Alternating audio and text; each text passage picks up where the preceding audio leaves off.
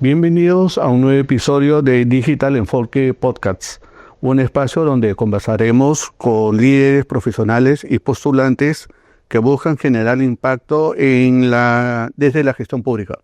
En esta oportunidad nos acompaña el general Félix Murazo, a quien agradecemos su visita, que es candidato a vicepresidente por el Partido Demócrata Verde y también candidato al Senado con el número 5. Abordaremos cuáles son las principales propuestas de su partido y también la visión que tiene del país y los ejes del plan de gobierno del Partido Demócrata Verde, ¿no? En todo caso, la idea es simple, ¿no? Queremos contar con menos discurso y más contenido, ¿no?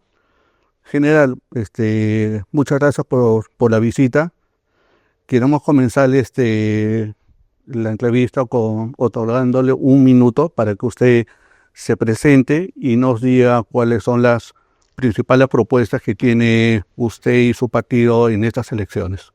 Bien, primero, muchas gracias por la invitación y la oportunidad que me brindan para poder dirigirme a la audiencia de esta emisora. Y bueno, mi nombre es Félix Murazo Carrillo.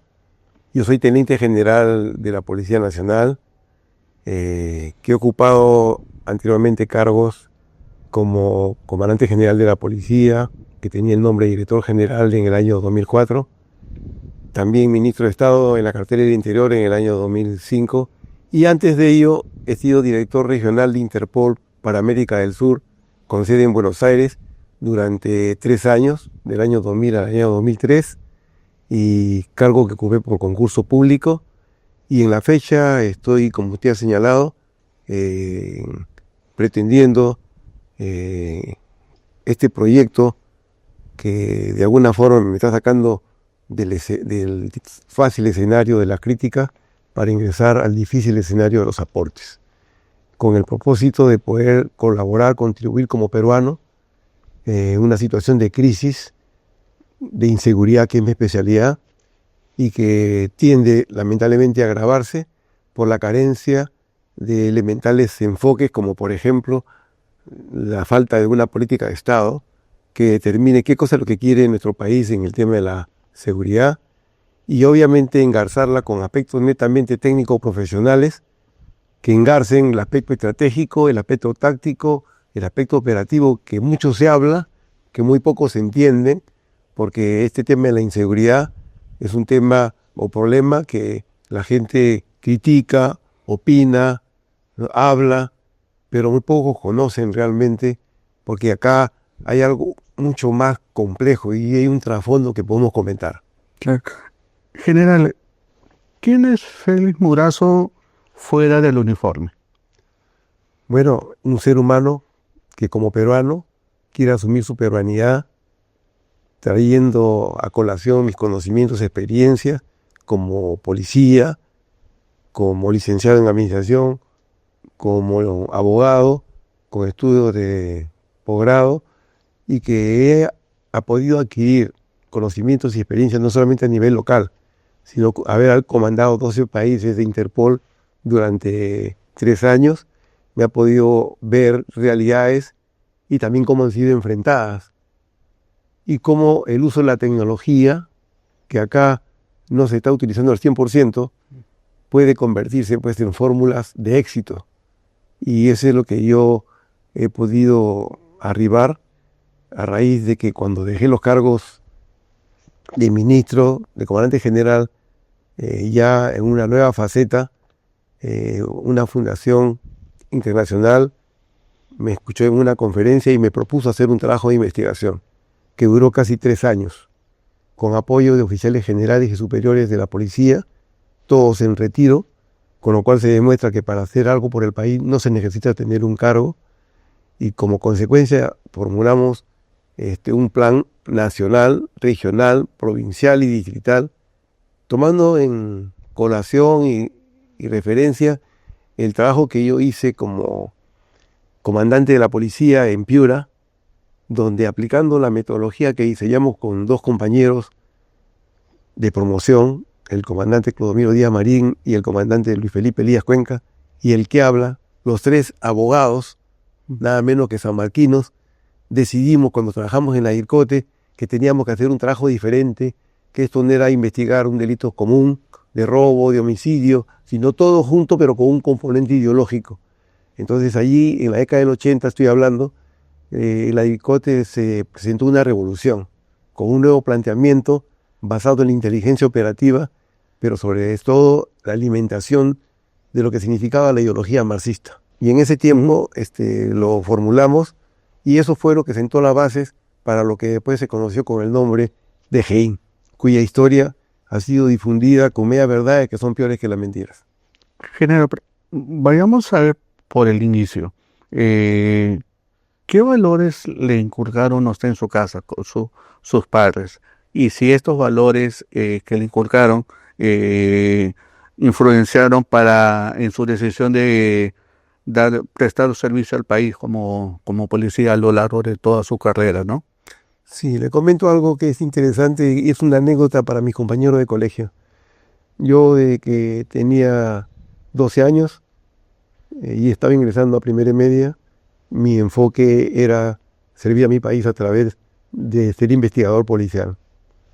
Y tanto es así que me hice operar de una hernia que tuve de nacimiento cuando tenía 12 años, y todos mis estudios secundarios, donde fui un buen estudiante, fui campeón de matemáticas, me ayudó mucho que a los 17 años postulara a la policía e ingresara.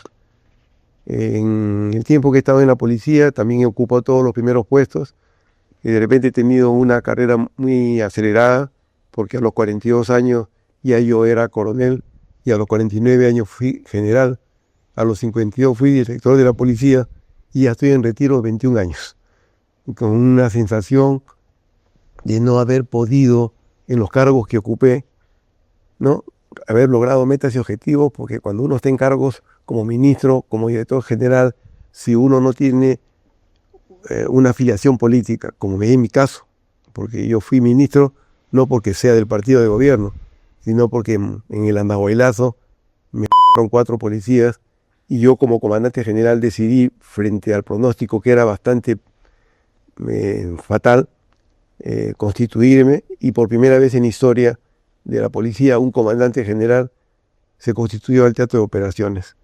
Y bueno, el resultado fue que se recuperó la comisaría, se liberaron los rehenes policiales, militares, eclesiásticos, se incautaron armamento de guerra muy importante, y sobre todo se detuvo a más de un centenar de etnocaceristas violentos que estaban comandados por Antauro Humala, y todo eso sin disparar un solo tiro, un solo disparo. Justo de eso quería preguntarle un poquito más adelante, de ese momento que marcó su trayectoria como policía. Pero digamos, volviendo un poquito a eso, ¿qué valores que le enseñaron sus padres marcó su vida cuando usted era un niño, un adolescente? Porque a veces dicen que uno puede ser buen profesional, puede tener bastantes estudios, algo, pero si no tiene unos buenos cimientos, ese edificio se cae en cualquier momento, a la primera tentativa se puede caer. Sí. Pero digamos, usted en sus inicios, ¿qué valor usted cree que le marcó para poder usted llevar una carrera dentro de la policía y dentro de la política? Sí, muchas gracias por la pregunta, porque uno es el producto de la formación de casa, más de lo que pueda hacer en niveles educativos en colegios. Yo tengo el privilegio de tener en mis padres grandes ejemplos de personas trabajadoras. Yo quedé huérfano estando en el colegio. Yo soy el mayor de mi casa, por lo tanto asumí una responsabilidad que en este caso fue abrazando la carrera policial, porque le entendía que era una manera de poder servir al prójimo. Siempre pensé que el que no vive para servir no sirve para vivir. Y como dije hace un momento, ingresé, pero fortalecido en valores y principios, en un lugar de un barrio popular como los barrios altos, donde de repente había mucha falencia de carácter material, pero mucha riqueza espiritual en ejemplos de mi entorno vecinal. Pongamos un ejemplo, una experiencia. Digamos que usted es como un médico, ¿no? Que el médico viene un paciente y le hace, doctor, me duele aquí, me duele acá, y usted le hace un diagnóstico. Usted es general Félix Murazo. ¿Qué, con la experiencia que usted tiene, cuál sería el diagnóstico que usted puede dar al país ahora? Como está en estos momentos, febrero de 2026. Bueno, lamentablemente, porque no se puede ocultar, las cifras lo acusan a diario y con incremento. Acá el estado es realmente grave, crónico y creciente, porque vemos que los diferentes gobiernos han tenido gestiones fallidas para enfrentar la inseguridad. ¿Y por qué han tenido gestiones fallidas? Porque hasta ahora no se entiende el problema de la seguridad. Yo, en el trabajo de profundización que he hecho como abogado, he podido percibir en la búsqueda de la exposición de motivos del Congreso que lo que ha hecho la inseguridad ciudadana, o llamada seguridad ciudadana como binomio jurídico, es invadir un ámbito policial. Porque ahora, si usted ve la Constitución actual, no figura la palabra orden público, que es la institución jurídica madre y razón de ser de las policías de Perú y del mundo, que es la prevención de delitos y la comisión de faltas. Ahora prácticamente la policía fue desplazada porque desapareció el orden público y la palabra seguridad ciudadana, en todo caso como palabra seguridad, debería estar en el capítulo referido a la seguridad y al Estado peruano, referido a la policía y en todo caso a la fuerza del orden. Pero eso no es así. Lo han puesto en el lado de las municipalidades, lo que denota ya un enfoque netamente socialista, que ya ha fracasado en otra parte del mundo. Por eso me animo a decirle, y esta es mi percepción personal, de que así como en la década del 80, cuando surgió el fenómeno del terrorismo sendero, los gobernantes de esa fecha decían que este era un problema de avijeos, con lo cual se desconocía, se ocultaba el problema y obviamente comenzó a acrecentarse. Y se falló en la estrategia, porque le encargaron a la Fuerza Armada como si fuera una guerra convencional, donde voy a encontrar pues, a un enemigo con una bandera, con un uniforme y de manera visible. Eso no era sendero.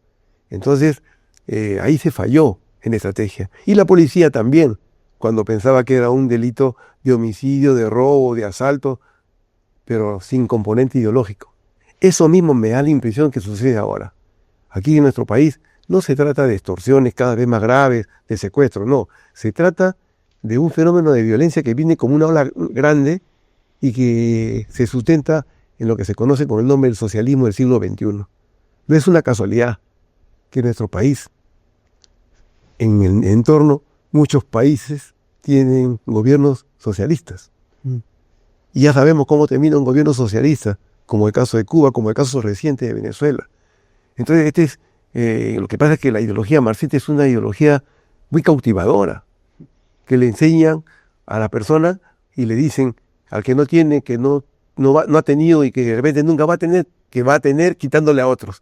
Entonces se genera un sentimiento que atenta contra la peruanidad, que atenta contra el sistema democrático. Y como dijo Churchill, el sistema democrático a veces resulta un sistema perverso, pero lamentablemente es el mejor de los sistemas, porque se impone por cualquier dictadura. Y los hechos nacionales e internacionales así lo han demostrado. Yo creo que aquí no podemos descomponer el componente político que tiene este problema. Entonces hay que tratarlo de esa manera. Y este trabajo que yo he elaborado con apoyo de la Fundación Alemana, que ha permitido que hagamos un plan nacional, regional, provincial y distrital, nada menos que en Piura, lugar en que trabajé como comandante cuando me expectoraron con mis dos compañeros de la DIRCOTE para robarnos la estrategia que habíamos preparado de nosotros de la lucha contra el terrorismo. Pues lamentablemente, cuando éramos mayores, quienes estábamos diseñando esa estrategia, habíamos investigado el caso Villacoca, no sé si te recordará, en el año 1985, hubo el padrino, ¿no? Reinaldo López, su abogado, ¿quién era? Vladimiro Montesinos. Entonces, de tal manera que cuando él entra al poder con Fujimori, ya sabía, se entera de que en la DIRCOTE están capturando gente de cúpula y quiere saber cómo lo hace, y penetra la DIRCOTE. Acá diversos gobiernos han tenido la idea o bueno, han llegado al poder y dicen, voy a aplicar el plan de seguridad X, plan de seguridad Z, en El Salvador, la política del presidente Bukele impresionaba a varios y están diciendo, vamos a aplicarles acá en Perú, pero son realidades distintas. No. El Salvador no es lo mismo que acá en Perú, pero ahora el presidente Jerry ha dicho que va a divulgar un nuevo plan de seguridad ciudadana, un plan contra la criminalidad. Pero teniendo esos problemas, siempre usted cree que ¿cuál sería la principal fallo o el principal defecto que pueda tener o del cual puede adolecer esos programas? ¿Falta de recursos o es una falta de gestión? Miren, yo le voy a ser muy transparente. A veces nosotros estamos tratando de buscar soluciones de fuera, sin darnos cuenta de que cada realidad es distinta. Claro. Es como un medicamento que le puede hacer bien a una persona y a otra la puede. En el caso de El Salvador, yo lo que sí tengo que reconocer que se ha tomado una decisión política, que es lo que acá está ausente. ¿Qué es lo que falta acá, digamos? Sí, acá no hay una decisión política, un propósito de tomar una acción y asumir las responsabilidades, porque las decisiones conllevan responsabilidades y que hay que asumirlas. En este caso, como usted bien dice, los de El Salvador, pues geográficamente pues, no llegan ni siquiera al tamaño de Ica, y por lo tanto su población también. Pero hay un factor importante que ha facilitado la labor de ellos, ¿y sabe cuál es? Que los maras todos tienen su cara pintadas. O sea que era una cosa de salir nomás y comenzar a cosechar a todos los que estaban pintados y a los que cometían obviamente delitos. Nosotros tenemos que aplicar un procedimiento que responda a nuestra realidad, como el caso que hicimos en Adicote. No necesitamos atraer ideologías extranjeras, ¿no? para operar con éxito.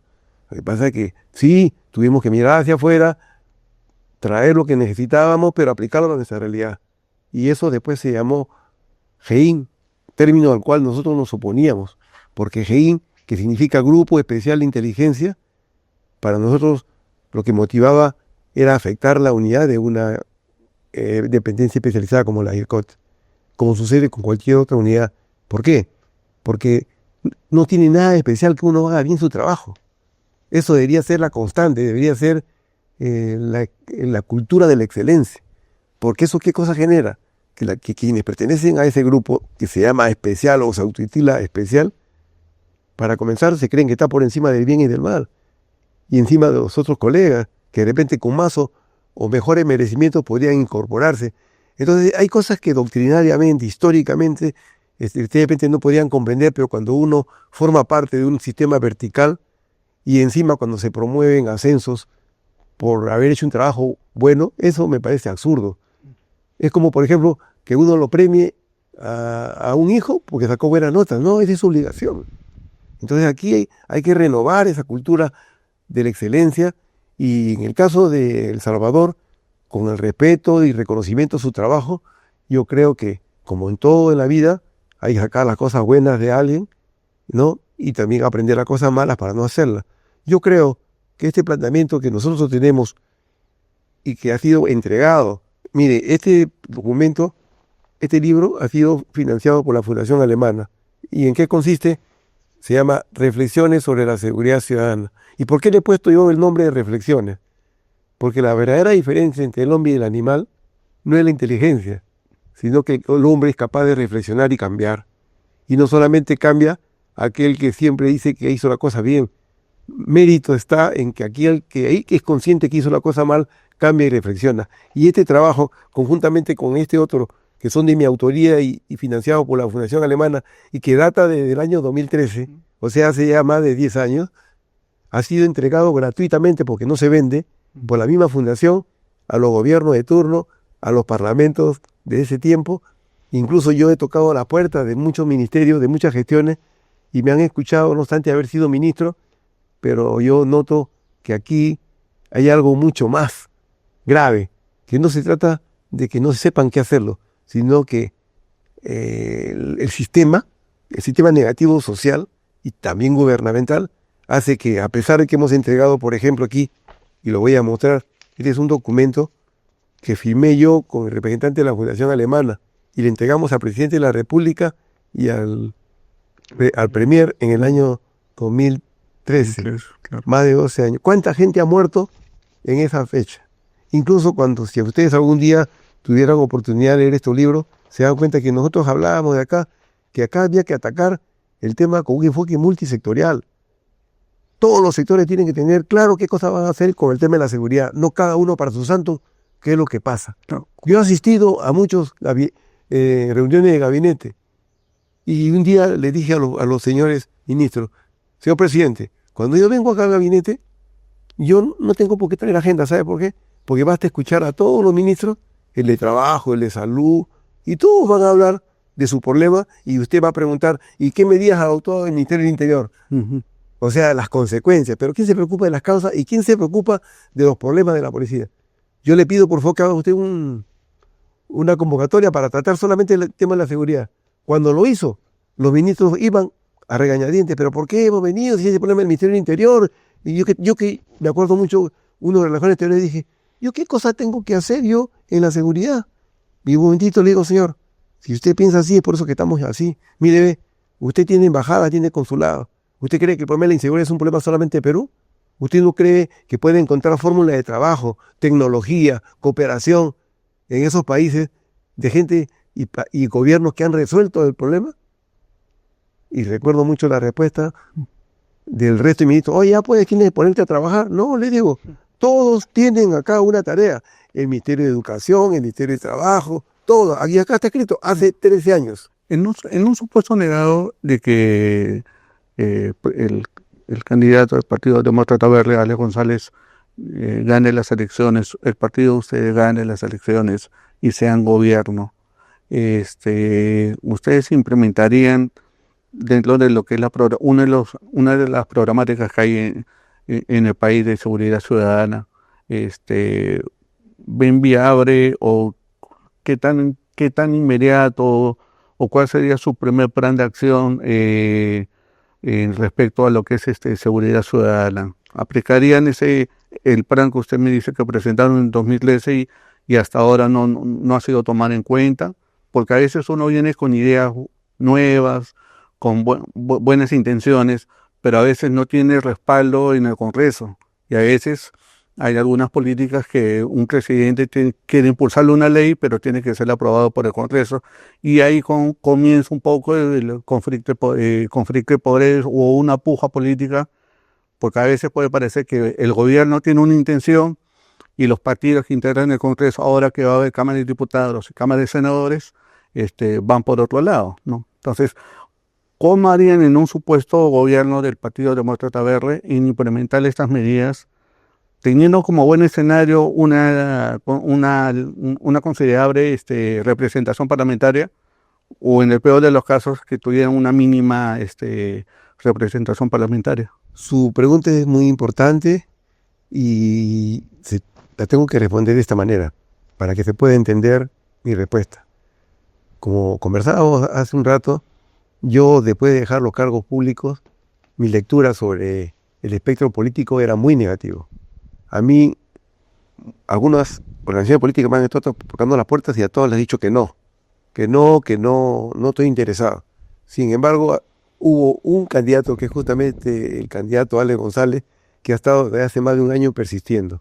Y me ofreció, y conversé con él, y me dijo, mire, general, usted me ha dicho al comenzar nuestro diálogo que no estaba interesado en ningún cargo, pero yo por favor le quiero pedir que usted, aprovechando el nombre de su libro, reflexione. ¿Por qué? Porque yo que he sido alcalde, yo vine con el propósito de conversar con usted media hora. Ya tengo 4 horas conversando con usted sobre el plan y estoy convencido que con este plan vamos a salvar nuestro país. Entonces yo le ofrezco para que usted sea senador. Y yo le dije que no. Han pasado muchos meses hasta que yo he venido de viaje al extranjero y me preguntó que me estaba esperando y que ahora, si le parecía muy poco ser yo senador, me ofrecía ser parte de la plancha presidencial. Eso me hizo evaluar y digo, ¿quién puede ofrecer a un policía de barrio, de origen humilde, ¿no? Que he logrado mis ascensos no por apoyo de nadie, sino por mi propio esfuerzo, este cargo de ser vicepresidente de la República sin que me pida un sol? Entonces, esto habla muy bien del señor candidato presidencial, y cuando me ha propuesto esto, además he encontrado en la plancha presidencial a una maestra que yo considero que es un ejemplo de profesora por su formación académica nacional e internacional, porque tiene estudios de posgrado en el extranjero, pero más que nada por su sensibilidad como persona. Entonces yo estoy muy contento ahora y me estoy jugando una carta para que esto se logre. El candidato me ha asegurado que si ganamos la elección, él va a ejecutar este plan. Y es por eso que yo he aceptado, y es por eso que he aceptado incluso venir hoy día a conversar con usted. Son profesionales que ligados a carteras que están un poco olvidadas han sido olvidadas o no muy consideradas, tienen un papel secundario en la gestión política de los distintos gobiernos que ha habido en el país. Educación y interior, seguridad ciudadana, todo eso.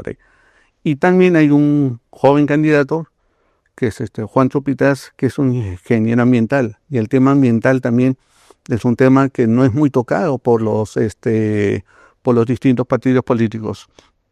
¿A qué se debe esa unión o conjunción de carteras dentro de los candidatos que están postulando con Alex, con el candidato Alex, para juntarse? ¿Fue una coincidencia? ¿Lo pensaron? ¿Cómo articularían ustedes eso en un supuesto de ser gobierno? Porque son tres áreas un poco olvidadas, ¿no? Porque el Perú no tiene una educación muy buena, que digamos, hay carencias, en interior también, en medio ambiente ni hablar. Entonces, ¿cómo es que se logra esa conjunción y cómo esa conjunción puede caminar esas tres áreas de la mano en un supuesto gobierno del Partido Demócrata Verde? Sí, es verdad. Como yo acabo de reconocer, yo soy nuevo en este partido. Este partido también es nuevo en Perú, pero es viejo en el contexto global, porque forma parte del grupo de partidos de la Global Verde en el mundo. Entonces hay una corriente ecológica, ambiental. Además coincidía con mi percepción, porque la Fundación Alemana, cuando yo hice esa conferencia, me ofrecieron que yo aplique un diagnóstico que ellos llaman el diagnóstico SOP, que permite llegar a la profundidad del problema. Y ahí donde percibimos que el tema de la inseguridad no es un tema solamente jurídico, no es un problema político, técnico, social, cultural, ecológico, educacional y también sobre todo económico. Entonces hemos abierto un panorama con una metodología que permite a través de preguntas, llegar a la causa madre. Y eso es lo que ha permitido que nosotros identificamos las 5 fallas. ¿Y cuáles son las 5 fallas? Como el número de mi candidatura, que tiene el Sistema Nacional de Seguridad. La primera, un sistema jurídico ineficaz a nivel de penal, procesal penal, comenzando por cómo se nombran y se mantienen los jueces y magistrados, a nivel penitenciario. También. Porque aquí a nadie le puede vender la idea de que acá se rehabilita, se resocializa. Acá tiene que haber una revolución en el ámbito penitenciario y basta ya de un hacinamiento de delincuentes donde se germinan formas cómo fugar o cómo hacer el mal a través de otros que cometen delitos fuera. Acá tiene que volver el enfoque que yo he aprendido en otros países, que se llama de cárceles productivas. De tal manera de que, a diferencia de lo que pasa acá, que se hace una cárcel y después se ponen talleres, ¿no? Como relleno, o sea, se carcelizan, ¿no? O sea, se colocan talleres a las cárceles, se tallerizan las cárceles. Y la figura es al contrario, hay que carcelizar los talleres, o sea, crear institutos tecnológicos de acuerdo a la realidad, que deberían ser 5 grandes centros penales en todo el Perú, con unas realidades diferentes de acuerdo a su realidad productiva, capacitarlos en ese sentido y después dotarles de medidas de seguridad para promover de que los empresarios incluso inviertan a sabiendas que tienen presos que van a ser capacitados y que no van a llegar tarde porque están en el penal y van a producir. Y incluso se puede incluir a la familia dentro del ciclo comercial. Ese es en el ámbito jurídico. El otro ámbito es que es el ámbito político, técnico, profesional, donde los gobiernos obviamente tienen que cambiar de actitud. Y también las instituciones, como la policía, como el Poder Judicial, como el Ministerio Público. Y el tercero es el tema social, cultural y ecológico, pues. Porque también uno puede muere por la comisión de delitos, pero también por otro tipo de hechos, como por ejemplo la pandemia, Claro. ¿no? Entonces genera inseguridad. Y el último factor es el factor económico, porque nadie se involucra en actividades ilícitas para no sacar provecho económico. Esto nos ha permitido identificar las 5 fallas, pero como digo, la primera, el sistema jurídico. Segundo, una falta de comunicación adecuada entre la autoridad y la comunidad. Porque para poder tener éxito en la lucha contra la inseguridad se necesita información. Y los afectados son justamente la población. Y le voy a poner un ejemplo. Se dice que tenemos un promedio de 100.000 personas presas, pero que los que cometen delitos son los que están fuera, que vamos a pensar que se tripliquen, que sean 300.000. ¿Qué son 300.000 personas que cometen delitos en las calles frente a los 33 millones de peruanos? No, ni siquiera el 1%. Entonces la pregunta es, ¿podemos permitir que el 1% de negatividad social ponga contra la pared a la gente trabajadora, la gente decente? No. Pero para eso pues tenemos que percudirnos y saber que ese insumo principal que yo tengo, que es la información, porque en un barrio, en un local, todos saben quién es el trabajador, quién es el sinvergüenza, quién es el extranjero, quién es el que tiene arma, quién es el que se porta mal, pero se queda con la información, porque el Estado no ha sido capaz de crear un canal de comunicación coherente, reservado, secreto y seguro, Claro. porque eso es lo que se necesita. Al policía no le importa quién denuncia, como están pidiendo ahora, vengan a hacer denuncia, ¿para qué? Si la persona que le va a denunciar saben que de repente no le van a descubrir nada, van a perder el tiempo, van a perder el trabajo y hasta la vida. Acá la idea es que a las personas se le dé la posibilidad de encontrar un canal de comunicación ahora con el uso de la tecnología, porque el coronavirus nos ha dejado un mensaje. Claro. Eso que ha sido malo ha demostrado de qué cosas que se pueden hacer virtualmente. Entonces el Estado tiene que ser capaz de crear un canal de comunicación para tener el insumo principal para poder identificar a quienes están haciendo el mal. Esa es la segunda falla. La tercera falla, la falta de capacidad de gestión que usted señaló. Hay autoridades que no están preparadas y solamente roban e incluso hasta devuelven dinero porque no saben cómo hacerlo. General, lamentablemente el tiempo nos ha quedado corto. Sí, pero digamos es así, complejo. díganos así brevemente, ¿cómo le gustaría o cómo ve, a ver, en un supuesto que ustedes se han elegido gobierno, en breves términos, ¿cómo le gustaría dejarle el país? Después de 5 años de gobierno del Partido Verde, ¿cómo le gustaría que el país esté? Ya. Así en poquitas palabras. Bueno, para comenzar, yo estoy en desacuerdo con lo que establece el Acuerdo Nacional que dice, vamos a erradicar la violencia, vamos a eliminar la violencia. Ese es mentir, porque antes de Cristo, durante y después de Cristo, que Cuba, duda cabe, existe ese fenómeno. Acá lo que hay que hacer es ser consciente que en 5 años no se van a poder resolver en la magnitud que uno quisiera, pero tiene que centrarse en las bases sociales, culturales, económicas y políticas en base a la decisión para cambiar y tener la posibilidad de formar un nuevo peruano a través de una educación diferente. Y obviamente, educación, capacitación, pero también tiene que haber sanción y premiación también. Claro. Ese balance tiene que ejecutarse. Yo soy un convencido de que el cáncer no se cura con mejorales y la inseguridad es una especie de cáncer, pero sí tiene que haber señales de que hay mejoras. Y esa mejora es la que me comprometo yo a través de mi especialidad y también del señor Juan Chupitaz y los conformantes de la plancha presidencial, del cual me siento honrado. El candidato Alex González, que tiene la decisión, la firmeza y la valentía para tomar las decisiones que correspondan, y la sapiencia, el conocimiento y la sensibilidad de una maestra como Marisa Sánchez, que creo que con ella podemos hacer una fórmula ganadora en la medida en que el premio que nosotros obtengamos de la población es que acepten esta propuesta que no tiende a ganar una elección o a pasar una valla, sino a salvar al país. Muchas gracias, general, por su tiempo, por esta entrevista. Le deseamos éxito a usted y a su partido en estas próximas elecciones.